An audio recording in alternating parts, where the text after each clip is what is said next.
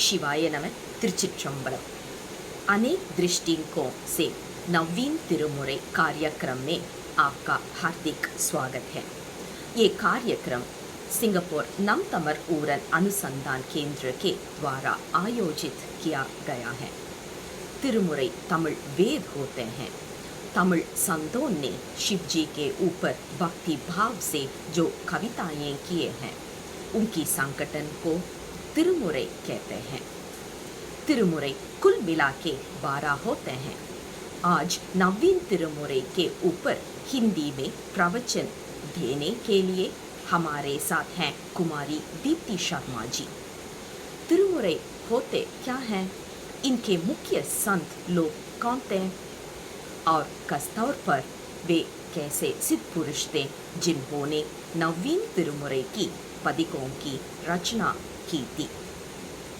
इसी संबंध में ये भी जान लिए कि 10 कविताएं की संग्रह एक पदिकम माना जाता है। इन विषयों ने को गहरी तौर पर समझने के लिए आइए हम कुमारी दीप्ति जी के पास चलते हैं। दीप्ति जी नई दिल्ली की रहने वाली हैं। शिव जी से इनका अपार प्रेम और भक्ति है। दक्षिण के चिदंबरम से लेकर उत्तर के काशी विश्वनाथ और अनेक शिव क्षेत्रों की तीर्थ यात्रा कर चुकी है। दीप्ति जी कंप्यूटर साइंस में बीटेक किए हैं और एचआर में भी एमबीए किए हैं। एक मल्टीनेशनल कंपनी में सर्विस भी कर रही हैं।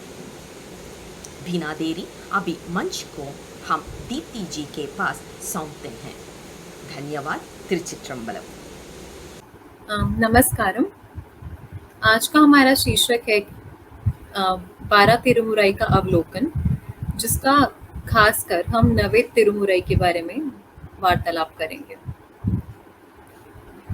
जो 12 तिरुमुறை हैं वो इस तरह से हैं कि हमें पहले जो 4 तिरुमुறை हैं वो हमें महान तमिल संत और जिनके बारे में हम सब जानते हैं, विख्यात म्यांमार श्री त्रिगुण ज्ञान संबंदर जी द्वारा प्राप्त होते हैं, जिनकी उम्र मात्र 7 से 8 वर्ष थी। पर जो उन्होंने कार्य किए हैं शायद उनके उम्र के लिए हम असंभव ही मानेंगे, क्योंकि उन्होंने ऐसी कविताएं लिखी, ऐसे श्लोक लिखे जिसमें वेदांत का ज्ञान प्राप्त है। बहुत ही गूढ़ अर्थ के, बहुत ही सुंदर उन्होंने कविताएं, श्लोक लिखे। पहले 3 तिरुमुறை के बाद चौथे, 5वें और 6ठे तिरुमुறை हमें अपार जी द्वारा प्राप्त होते हैं। ऐसा माना गया है कि लगभग 500,000 कविताएं उन्होंने हमें दी थी, जिसमें से मात्र हमें लगभग अब 3,000 ही शेष बची हैं, प्राप्त हुई हैं। समय के साथ साथ हम कविताओं को खोते रहे, जिसके बारे में मैं आपको बताऊंगी कि ऐसा क्या हुआ था कि जिसकी वजह से हमें आज तिरुमंदिरम या तिरुमुறை, बाकी तिरुमुறை प्राप्त है।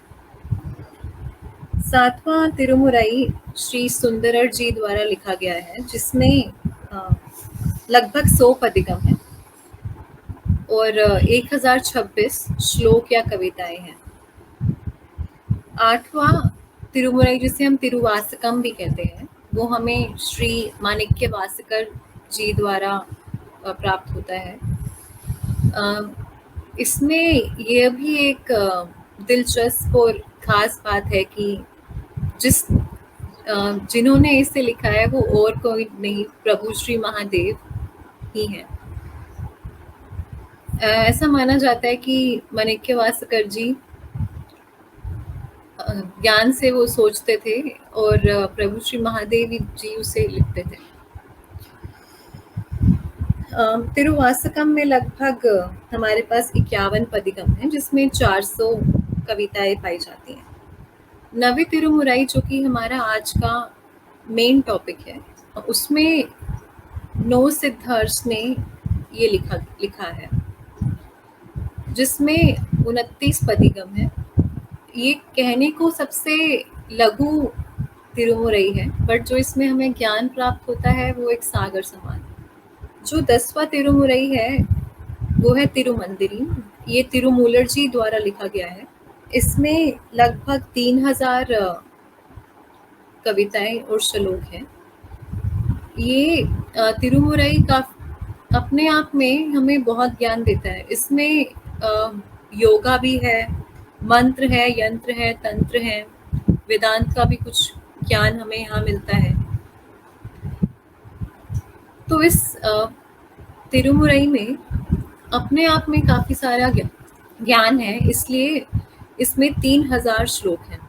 11वां तिरुमुरई में 12 तमिल संतों ने इसे लिखा गया है, जिसमें से एक मेरी पसंदीदा नयनमार कराईकल अम्मा ने भी इसमें कुछ योगदान दिया है।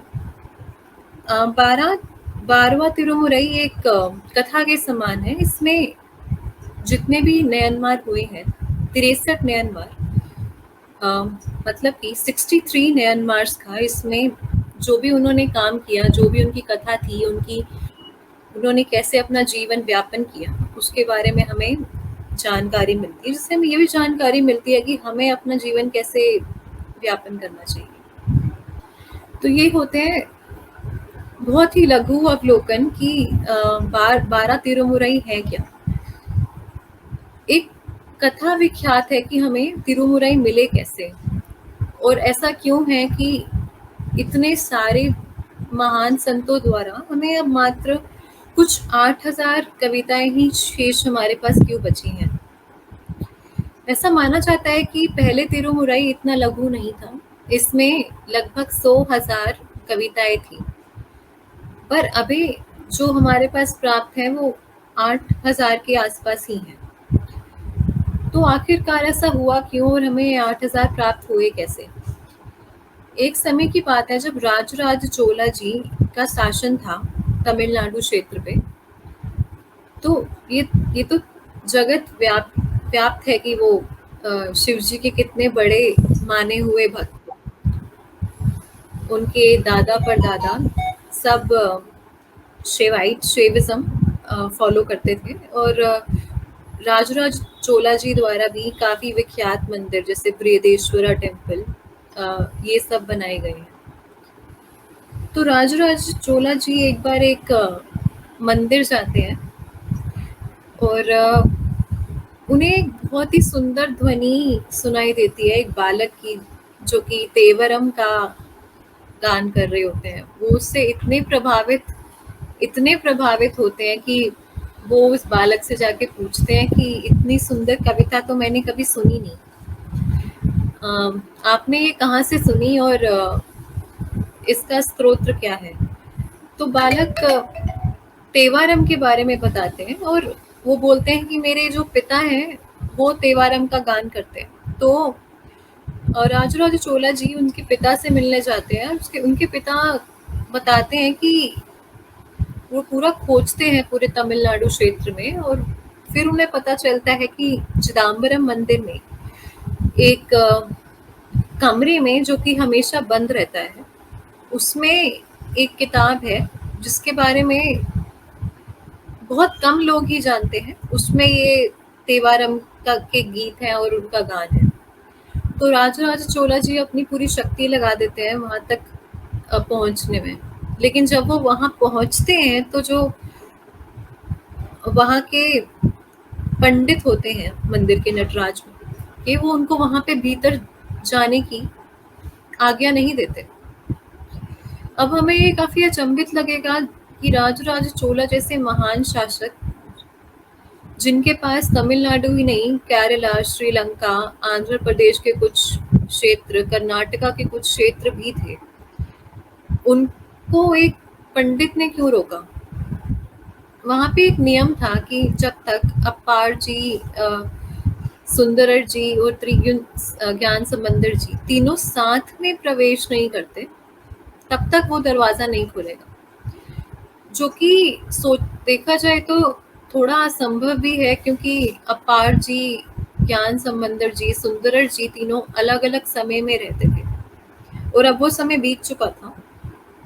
तो ये नियम जान के श्री राजराज चोला जी काफी द्रवित हुए, पर उन्होंने हार नहीं मानी। उन्होंने इसका समाधान निकालने की सोची। तो तमिल नियमों के हिसाब से उन्होंने प्रतिमाओं को जीवंतरित करके तीनों प्रतिमा साथ में वहां लाके खड़ी कर दी मंदिर में। तो पंडित जी उनके सोच विचार से काफी प्रभावित हुए, और यही भगवान जी की इच्छा भी थी, तो ये होना ही था। तो उन्हें अंदर आज्ञा मिल गई। अंदर जाके उन्होंने जो देखा वो उनके लिए असहनीय था। जिस किताब को प्राप्त करने के लिए उन्होंने इतनी मुश्किलें सही थी, उसमें से 90% ऑलरेडी टर्माइट्स के द्वारा खाई जा चुकी थी। तो यह देखकर उनकी दुख की कोई सीमा नहीं रही थी, और यही देख के वो बहुत ज्यादा रुदन करने लगे। अपने भक्त को रुदन करते देख के भगवान को भी अच्छा नहीं लगा। तो उसी समय प्रभु श्री नटराज की आवाज आई कि जो भी तुम्हें चाहिए वो अभी भी प्रस्तुत है। ये सुन के उनकी जान में जान आई, और उन्होंने जो भी उन्हें प्राप्त हुआ था उसे वो एकत्रित करके अपने पास ले गए। पर ये उन्हें पता नहीं था कि अब 90% जो ऑलरेडी चीज हो चुकी है उसे संभाला कैसे जाए, उसे दोबारा विश्व के आगे कैसे लाया जाए कि विश्व भी उसे साधारण भाषा में समझ पाए। अब इस कार्य के लिए एक बहुत बड़े ज्ञानी की आवश्यकता थी, और अब हमें पता है कि सबसे बड़े ज्ञानी हम किसको मान सकते हैं? प्रभु श्री गणेश जी को, जो स्वयं बुद्धि के देवता हैं। तो उन्हें एक बालक के बारे में पता चला जो अपने प्रभु श्री गणेश जी की भक्ति के लिए विख्यात था। उनका नाम था नंबी, अंधार नंबी। इनकी मदद से और प्रभु श्री गणेश जी की मदद से पहले 4 तिरुमुरई हमें प्राप्त हुए, और इसे कैसे बांटा जाए ये भी उस बालक ने ही सोचा। तो हमें मिले पन या पदिगम, जैसे कि मैंने वीडियो की शुरुआत में बताया कि हम कैसे सारे तिरुमुरई पदिगम्स में बांटे गए हैं, वैसे ही पदिगम कैसे होंगे, कितने होंगे, ये सब उस बालक द्वारा निर्धारित किया गया था प्रभु श्री गणेश जी की मदद से। तो ये सोचा गया 10 से लेके 12 कविताएं या श्लोक एक पदिगम होंगे।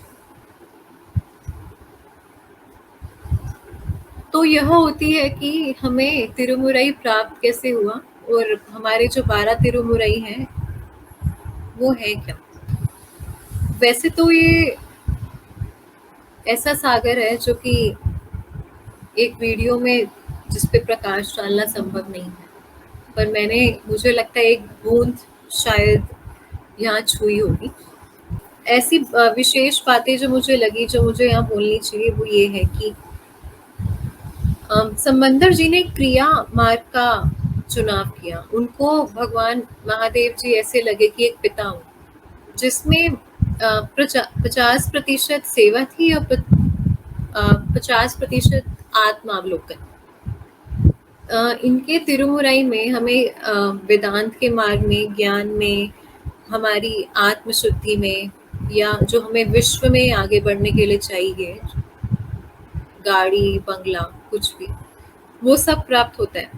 मीन्स अगर आप वैश्विक मार्ग पे हैं तो भी जो आपको चीजें चाहिए, आपकी इच्छाएं हैं, तो वो पूर्ण आप कर सकते हैं। आप ज्ञान के मार्ग में हैं, आपको भगवान को प्राप्त करना है, तो वो भी आप प्राप्त कर सकते हैं। इन्होंने कुछ यमगम भी हमें बताए, जिसमें मतलब तो बदलता है बट शब्द नहीं बदलते। तो एडवांस कॉन्सेप्ट, जिसे हम आजकल अंग्रेजी में होमोफोन्स कहते हैं, वो उन्हें तब भी पता थे।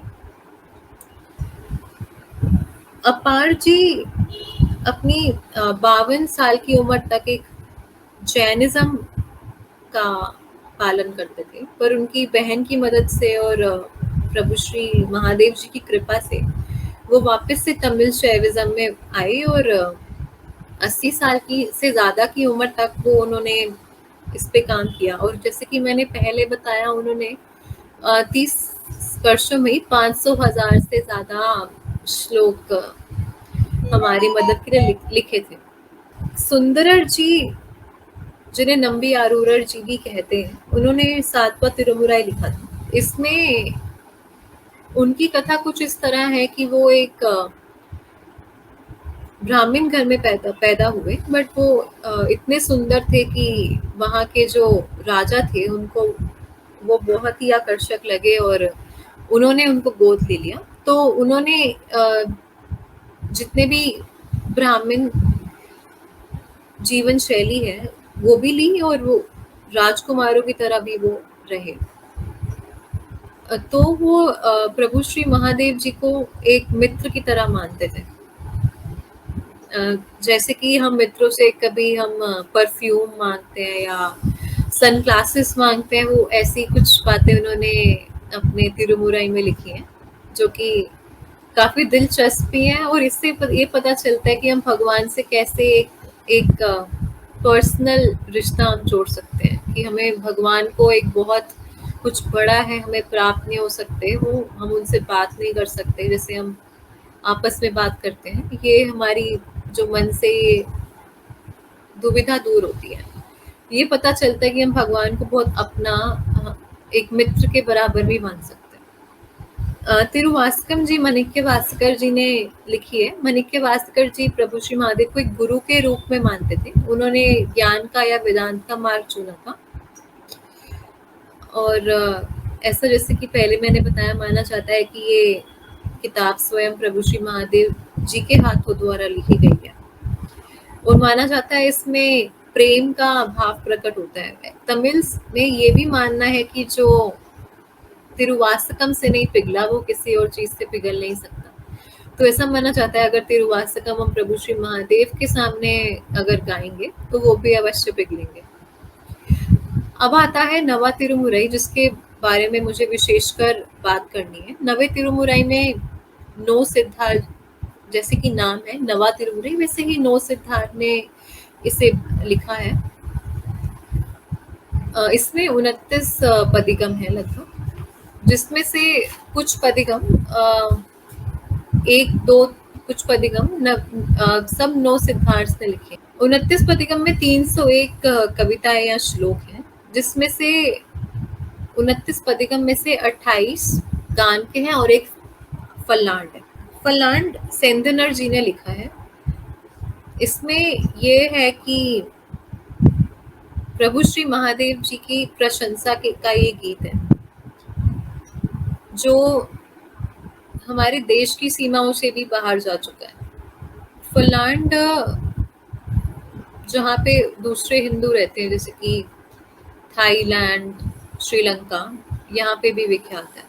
फल्लांड में प्रभु श्री महादेव जी की तारीफ इस तौर से की गई है कि जैसे हमें उनसे कोई वस्तु प्राप्त करनी है, फल्लांड ऐसा लिखा गया कि जैसे हमें वो वस्तु पहले ही प्राप्त हो गई है, जिससे हम प्रभु को ये बोल रहे हैं कि हमने आप पहले ही आपको धन्यवाद बोल दिया है, आपको हमें ये चीज देनी पड़ेगी। तो बहुत ही प्यार के भाव से ये लिखा गया। ऐसा तमिल में माना जाता है कि अगर आपके पास समय कम है तो आप पंच पुराणम का पाठ कर सकते हैं, जिसमें हम 5 गीत या 5 श्लोक बोल सकते हैं। एक श्लोक पहले 7 तिरुमुरई से होता है, दूसरा 8वें से, एक 12वें से और बाकी बचे शेष 2 श्लोक नवे तिरुमुरई से ही हैं, जिसमें सिर्फ 29 श्लोक ही हैं। तो आप सोच सकते हैं कि नवे तिरुमुरई कितना ज्यादा भगवान शिव जी को प्रिय होगा और उसमें कितना ज्ञान छुपा हुआ होगा। तो जो 2 है उसमें से एक हम 28 पदिगम में से लेते हैं, जो कि गाने वाले पदिगम है, और एक होता है फल्लांड। यानी कि पंचपुराण में फल्लांड का गान तो विशेष कर जरूरी माना ही गया है। जो 9 सिद्धार्थ है जिन्होंने यह महान ग्रंथ नवा तिरुमुरई लिखा है, उसमें से पहले हैं थिरुमालिग देवर, जिनका मंदिर हमें तिरुवरदुराई में मिलता है। इनके बारे में माना जाता है कि इन्होंने भगवान शिव जी से वरदान मांगा था कि उनको 2 और भुजाएँ चाहिए, बस उनकी पूजा करने के लिए। उनके लिए 2 भुजाएँ कम पड़ रही थी, तो उन्होंने 2 भुजाएँ और माँगी कि वो प्रभु श्री महादेव जी का पूजन और भी अच्छी तरह कर पाएँ। इनके बारे में कुछ चमत्कार भी विख्यात हैं। ऐसा माना जाता है कि एक बार ये कलश लेके पूरा पूजा का कलश लेके जा रहे थे, बट सामने से एक मृत शरीर आ रहा था। कुछ लोग मृत शरीर को लेके जा रहे थे उसी रास्ते से। वो ऐसा माना जाता है कि पूजा का कलश अब वहां से नहीं लेके जा सकते जहाँ से कोई मृत शरीर आ रहा हो, क्योंकि वो जल फिर अशुद्ध माना जाता है, और वो किसी भी तरह से नहीं चाहते थे कि वो जल उनका पूजा का अशुद्ध हो। तो उन्होंने वो कलश हवा में फेंका और वो कलश गिरने की जगह हवा में तैरने लगा। फिर वहीं पे सामने प्रभु श्री गणेश जी की प्रतिमा थी। ऐसा उन्हें लगा कि गणेश जी भी उनके सामने मुस्कुरा रहे हैं, और जैसे ही वो मुस्कुराए वो मृत शरीर ऐसा लगा कि जैसे कि 2 मिनट के लिए जिंदा हो गए, और जिस जगह वो कलश था उस जगह के लिए वो चलकर वहां से निकले। जैसे ही कलश को उन्होंने पार किया, दोबारा से वो मृत हो गए। मात्र 2 मिनट के लिए सिद्धार्थ जी ने, जो कि हमारे पहले ऑथर भी हैं नवे तिरुमुरई के, उन्होंने उन्हें जीवन दान दे दिया। तो ये चमत्कार उनके लिए विख्यात है। एक और चमत्कार विख्यात है कि ऐसा साइंस हमें बताती है कि जिस भी सीड को हम उबाल लें या बॉईल कर लें एक बार भी, तो हम उसे मिट्टी में बो नहीं सकते। बट ऐसा माना जाता है कि चनों को उन्होंने उबाला, और जब उन्होंने मिट्टी में उसे डाला तो वो उबले हुए चने भी पेड़ बन गए, उगने लगे। और एक उनके बारे में चमत्कार है कि वो वहां थे भी नहीं, उन्होंने बिना किसी बल के प्रयोग के इतना भारी रथ एक मंदिर का बस अपने गीत से ही चला दिया था।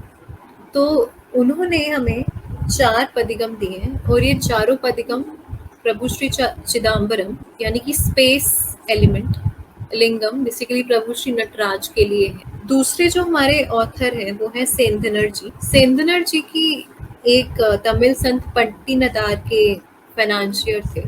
पट्टीनदार जी इतने अमीर थे, या वो इतने धनी थे कि जो चोला किंग थे, चोला साम्राज्य के जो राजा थे, वो भी उनके पास धन की आवश्यकता के लिए आते थे। पर पट्टीनदार जी को जब ज्ञान प्राप्त हुआ तो उन्हें लगा कि ये सब धन दौलत शोहरत उनके किसी काम की नहीं है। तो उन्होंने सेंधनर जी को कहा कि अभी ये उनके किसी काम के लिए की नहीं है। सेंधनर जी ने पूछा कि इसका करना क्या है। उन्होंने मात्र 2 शब्द में उत्तर दिया, फेंक दो। सेंधनर जी ने अपने मालिक की बात मानते हुए जितना भी धन था सब कुछ सड़कों पर रख दिया। सारे लोग वहां पे भाग भाग के आने लगे, सबने धन लूट लिया। चोला राजा को ये बात बिल्कुल अच्छी नहीं लगी, और उन्होंने सेंधनर जी को उसी समय जेल के अंदर डाल दिया। सेंधनर जी तो स्वयं ही ज्ञानी थे, उन्हें इस बात का कुछ ज्यादा फर्क पड़ नहीं रहा था। उन्हें तो जेल भी एक ही थी और बाहर भी एक समान ही था। तो दोनों ही जगह वो प्रभु श्री महादेव जी की भक्ति में लीन थे। पर उनके जो परिवार था उन्हें काफी दुख हुआ ये जान के कि उन्हें बिना किसी जुर्म के अंदर जेल में डाल दिया गया। तो वो पट्टीनदार जी के साथ से गिड़गिड़ाने लगे कि कुछ ऐसा कीजिए कि वो दोबारा स्वतंत्र हो जाए, जेल से बाहर आ जाए। पट्टीनदार जी ने प्रभु श्री महादेव जी की प्रशंसा में बस एक गीत गाया जिसमें सिर्फ 4 लाइन थी। जैसे ही उन्होंने वो 4 लाइन का गान किया, वैसे ही वो जेल के कपाट एकदम खुल गए उसी समय, और सेंधनर जी मुक्त हो गए। ये जानकर कि जेल के कपाट अपने आप कैसे खुल गए, वो सेंधनर जी की महिमा, पट्टीनदार जी की महिमा चोल राजा समझ पाए, और उसके बाद उनकी इज्जत करने लगे। पर एक बार जब वो बाहर आ गए तो उनके पास अब धन की कमी थी, उनके पास कोई धन का साधन नहीं था। पर फिर भी जैसे कि उनकी पहले सोच थी हमेशा बाँट के ही खाना चाहिए, वो अभी भी पालन करते रहे। तो वो पूरे दिन में कुछ कल्ली नाम की एक वस्तु बनाते थे और सबको, सारे सिद्धार्थ को, शिव नडियार सबको बाँट के वो थोड़ा-सा जो बचता था, उनकी पत्नी और वो खाते थे। प्रभु श्री महादेव जी को एक बार परीक्षा लेने का उनका मन किया, तो शिव जी एक शिव नडियार के रूप में, तमिल संत के रूप में उनके घर पे आए और जब सारी कल्ली खत्म हो चुकी थी, सब संत खा के जा चुके थे, मात्र उनकी पत्नी के लिए और उनके लिए ही शेष था। तब शिव जी ने कहा कि मैं भूखा हूँ, मुझे खाना चाहिए। सेंधनर जी का उन्हें मना नहीं कर पाए, उन्होंने उन्हें अपना हिस्सा दे दिया, अपनी पत्नी का हिस्सा छोड़ दिया। पर फिर महादेव जी कहते कि मुझे अपनी पत्नी के लिए भी ये चाहिए, मुझे इतना स्वाद लग रहा है कि मैं चाहता हूँ कि मेरी पत्नी भी ये ले पाए। तो फिर सेंधनर जी ने अपनी पत्नी के का जो कल्ली शेष थी वो भी उन्हें दे दी। तो उनके इस महादान से भगवान जी इतने प्रभावित हुए कि वो हमेशा चोल राजा के घर में जाते थे खाने के लिए, उनके स्वप्न में। उस दिन स्वप्न में शिव जी नहीं गए और उन्होंने खाना नहीं खाया, तो चोल राजा भी थोड़ा सोच रहे थे कि आज प्रभु आए नहीं। तो उन्होंने स्वप्न में दर्शन देके उन्हें कहा कि आज मेरा पेट इतना पहले भरा हुआ है कि इतना स्वाद भोजन मुझे मिला सेंथनर जी के घर से। तो चोल राजा समझ नहीं पाए कि मैं यहाँ पे इतना कुछ बना के रखता हूँ, मैं यहाँ का राजा हूँ और एक आम आदमी के घर पे प्रभु को खाना ज्यादा अच्छा लगा।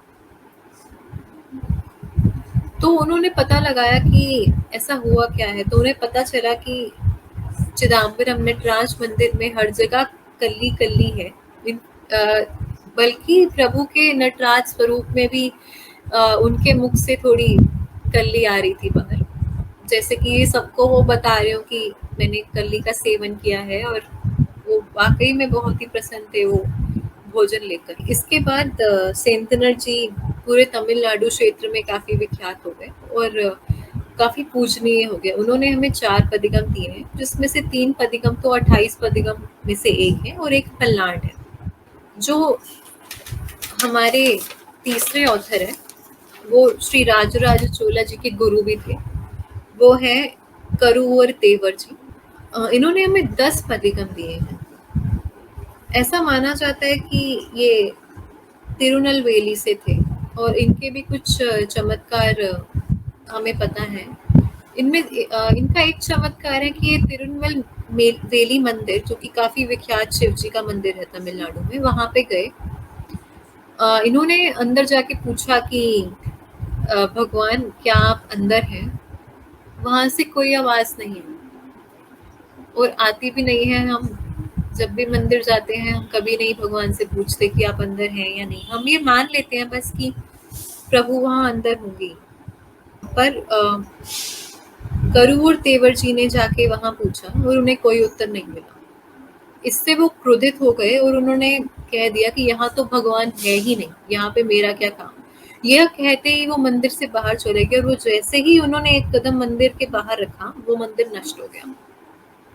वहां के पंडित, जो कि स्वयं ही काफी बड़े शिव भक्त थे, वो एकदम दुखी हो गए कि ऐसा कैसे हो गया। इतना बड़ा मंदिर जो कल तक सब अच्छा था, अचानक से ऐसा क्या हो गया। तो उन्हें पता चला कि महान संत करूर तेवर जी यहाँ आए थे और उनके साथ ऐसा हुआ है, तो वो उनको मनाने के लिए गए। तो करूर तेवर जी ने कहा कि जब वो मंदिर आए उन्हें कोई प्रसाद नहीं पूछा गया, कुछ नहीं पूछा गया, तो उन्होंने भगवान से पूछा भी कि क्या आप अंदर हैं, तो भगवान ने भी उन्हें कोई उत्तर नहीं दिया। तो उन्हें ऐसा लगा कि भगवान यहाँ पे है ही नहीं। फिर उसके बाद भगवान जी स्वयं आके उन्होंने कहा, उन्हें उत्तर दिया कि मैं यही हूँ। और जैसा ही जब उन्हें प्रभु का उत्तर मिला कि मैं यही हूँ, तब उन्होंने मंदिर को ज्यों का त्यों कर दिया।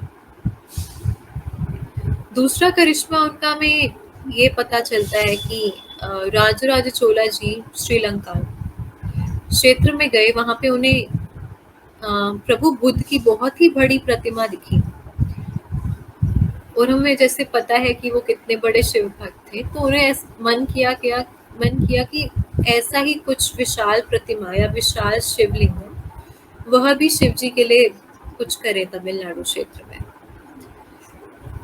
और जिससे हमें मिलता है बृहदेश्वरा या तंजौर मंदिर। पर वहां पे ऐसा हो रहा था कि वहां पे उन्होंने अष्टबंध का नियम फॉलो किया। उन्होंने सारे नियमों को फॉलो किया, बट फिर भी जो शिवलिंग था वो स्थित हो नहीं पा रहा था। उन्हें समझ नहीं आ रहा था कि उनसे ऐसी क्या भूल हो रही है कि इतना सब कुछ करने के बाद भी शिवलिंग स्थापित नहीं हो रहा। फिर वो अपने गुरु के पास जाते हैं, महासंत करुवुर तेवर जी के पास, और उनकी अपनी समस्या उन्हें बताते हैं।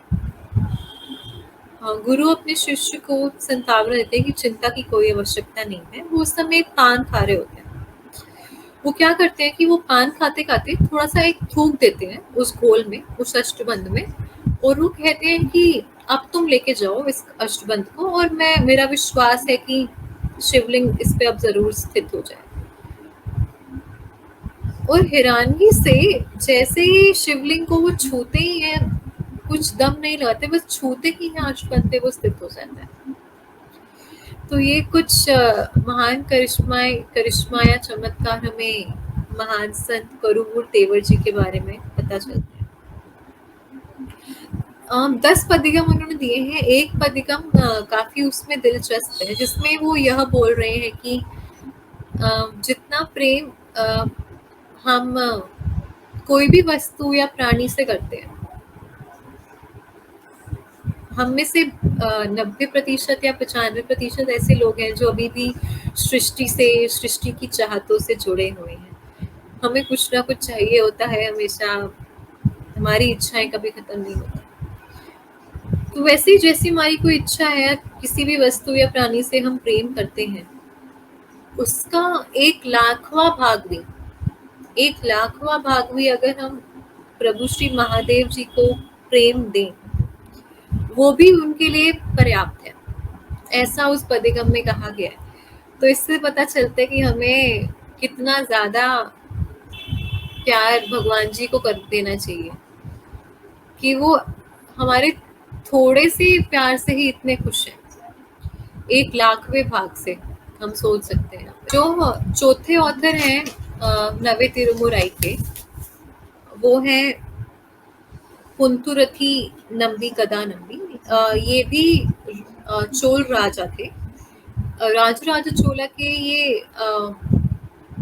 दादाजी थे, और इन्होंने हमें एक पदिगम दिया है।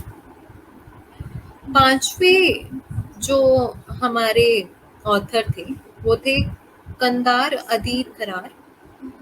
इन्होंने भी हमें एक पदिगम दिया है।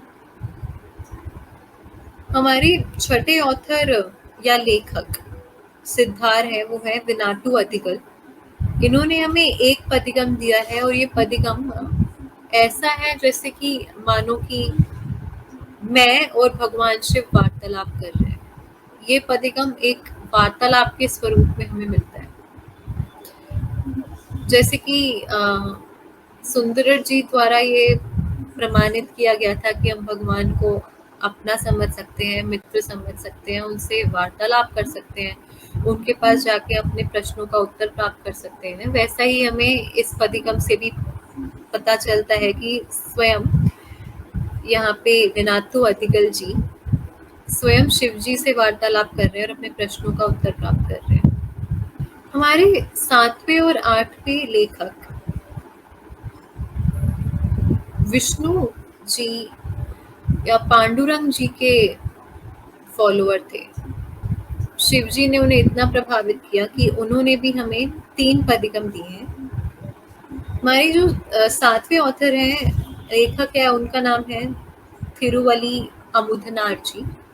इन्होंने हमें एक पदिगम दिया है। हमारे 8वें सिद्धार हैं, उनका नाम है पुरुषोत्तम नामदी जी।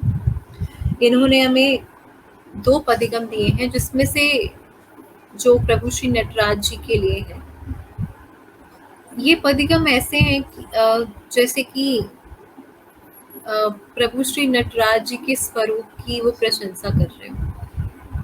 एक-एक अंग की वो प्रशंसा कर रहे हैं और उनके कमल नयन, कमल चरण, जाते-जाते वो प्रभु के ललाट की तारीफ करते हुए हमें पाए जाते हैं। बहुत ही सुंदर पदिगम उन्होंने लिखा है कि हम यह महसूस कर सकते हैं कि हम उन्हें प्रभु श्री नटराज जी को अपने सामने ही देख रहे हैं। जो 9वें हमारे यहाँ पे शीर्षक हैं, वो हैं सेंती रेयार जी। इन्होंने भी हमें एक पदिगम दिया है। 9वें तिरुमुराई में ज़्यादातर पदिगम हमें प्रभु श्री नटराज जी के लिए प्राप्त होते हैं और चिदम्बरम मंदिर से हमारा एक विशेष नाता जोड़ते हैं। ये था एक अवलोकन 9वें तिरुमुराई के बारे में और महान 9 शीर्षकों के बारे में। ऐसे ही हमारे पास 12 तिरुमुराई हैं, जिसके बारे में मैंने इस वीडियो की शुरुआत में थोड़ा सा बताया था। मैं आशा करती हूँ कि आपको ये छोटा सा वीडियो अच्छा लगा होगा और यहाँ पे मैं आपसे आज्ञा लेना चाहती हूँ। ओम शिवोम।